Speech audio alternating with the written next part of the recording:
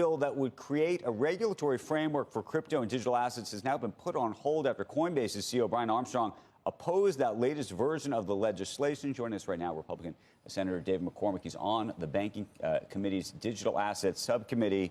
Good morning to you, Senator. Take us behind the scenes, because it felt like we were just so close to something happening here. And then I don't know if you think that Brian Armstrong pulled the rug, or there were just elements of the bill that required the rug to be pulled. Well, good morning, Andrew.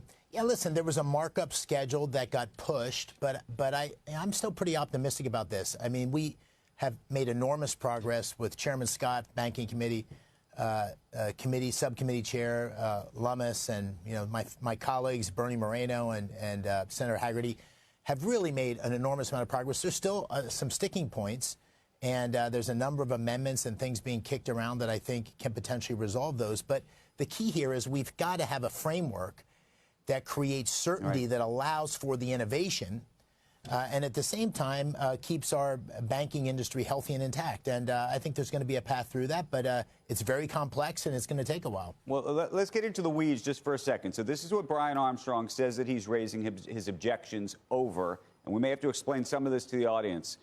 The first is he believes that this effectively would erode the CFTC's authority, making it, as he says, quote, subservient to the SEC. That the bill would do that. The second is he believes that it gives the government, quote, unlimited access to investors' financial records. And the third piece is that he believes that this draft amendment effectively would kill what's called rewards, if you will, on stable coins.